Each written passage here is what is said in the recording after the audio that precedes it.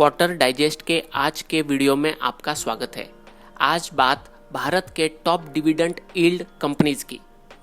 आज के वीडियो में आप जानेंगे डिविडेंड और डिविडेंड से जुड़ी हुई इंपॉर्टेंट डेट्स के बारे में, स्ट्रैटेजी फॉर इन्वेस्टमेंट के बारे में, और तीसरा और सबसे महत्वपूर्ण कौन सी है वो 5 कंपनियां जो हाईएस्ट डिविडेंड यील्ड देती है।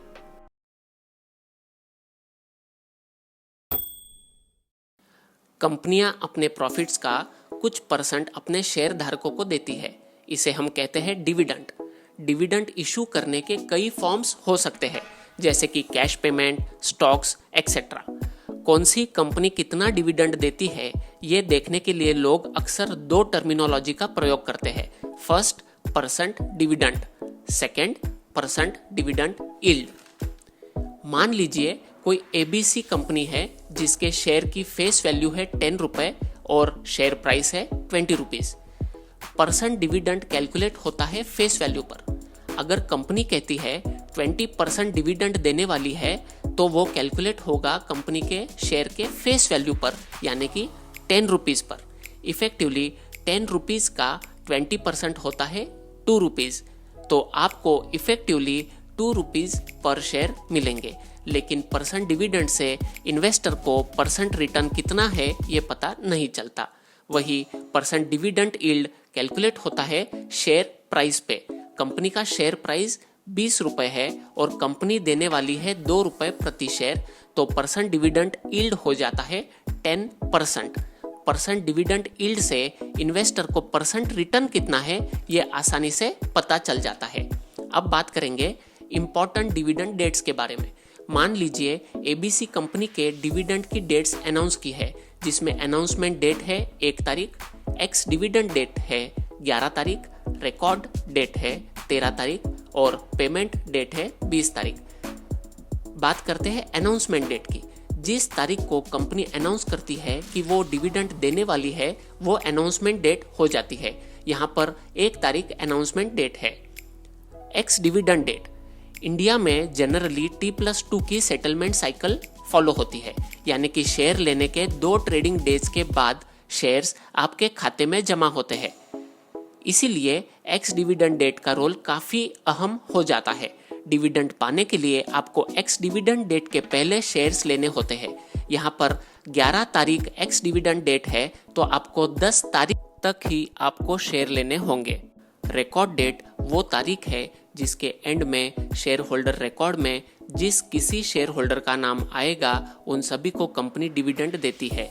यहाँ पर 13 तारीख रिकॉर्ड डेट है। और अब बात पेमेंट डेट की। जिस तारीख को कंपनी डिविडेंड का पे आउट स्टार्ट करती है वो डेट हो जाती है पेमेंट डेट। इस एग्जाम्पल में पेमेंट डेट है 20 तारीख। कंपनी जब डिविडेंड का ऐलान करती है तो अक्सर देखा गया है कि स्टॉक में तेजी आती है और फिर एक्स डिविडेंड डेट के दिन स्टॉक गिरता है। इसी राइज एंड फॉल के पैटर्न का फायदा कई लोग उठाने की कोशिश करते हैं, लेकिन याद रहे शेयर मार्केट सरप्राइजेस से भरा हुआ है, कभी कुछ भी हो सकता है।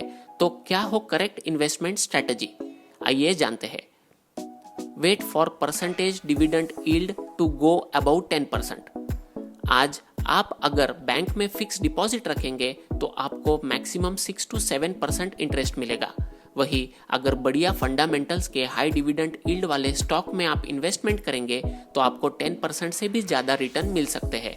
जब कभी शेयर प्राइस नीचे आती है तो परसेंट डिविडेंड यील्ड ऊपर चली जाती है। जब कभी डिविडेंड यील्ड 10% के ऊपर चली जाए तो थोड़ा थोड़ा करके आप स्टॉक उठा सकते हैं। ऐसे तो हर कंपनी का डिविडेंड देने का समय साल में फिक्स होता है, तो मान लीजिए उस समय से 2-3 महीने पहले परसेंटेज डिविडेंड यील्ड अगर 5 भी हो तो भी आप शेयर्स थोड़ा थोड़ा करके ले सकते हैं। 2 से 3 महीनों में 5% रिटर्न्स बहुत बढ़िया माने जाएंगे।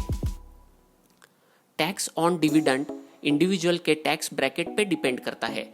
मान लो आप 30% टैक्स ब्रैकेट में हैं तो आपको डिविडेंड इनकम पे 30% टैक्स देना होगा। यहाँ पर आप ये हाई डिविडेंड यील्ड स्टॉक्स घर के किसी नॉन अर्निंग मेंबर या लोअर टैक्स ब्रैकेट मेंबर के नाम पर ले सकते हैं। ऐसा करने से आपको कम टैक्स देना होगा।